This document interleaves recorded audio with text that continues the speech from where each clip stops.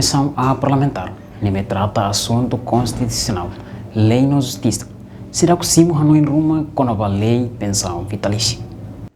Quinta-feira, presidente Comissão A, Patrocínio Fernandes Sateteng. Comissão A será uma iniciativa ruma com a lei pensão vitalícia niang, mas a comissão reenrela o parte técnico, nebe envia alteração da lei balão o deputado Sira. Lei pensão vitalícia tira, não é só qualquer iniciativa ele tem mais deputado Sira. Nebe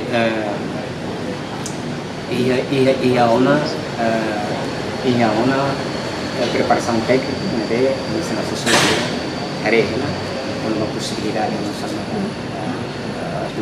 alteração da lei pensão vitalícia cari, se tu altera cari que altera nem parte sai do técnica né, sociedade regra, cari idane dele finaliza uma cari, idane se oferece essas matérias e referências que os vossos deputados para deputados para o deputado para dele sair nessa iniciativa, a iniciativa sai nesse projeto de deputado. Se sai nessa prioridade kan? Lei pensão vitalícia.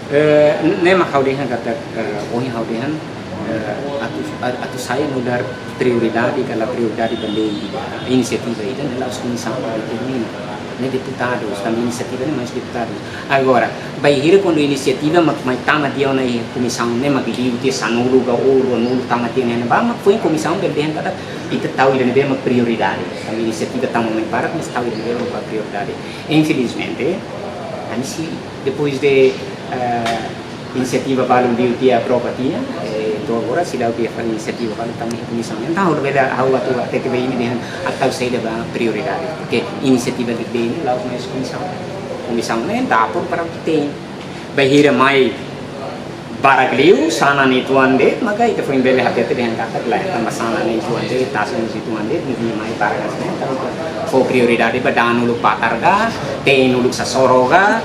Tambah tuir patrocínio atu halo lei laos inisiativa husi comissão aniang, mas tem que husi deputado Sira. Depois maka comissão bele foto ninia prioridade hodi halo alteração. Reportagem Melda Fátima, televisão Timor Post. Janela informação ba emogoto.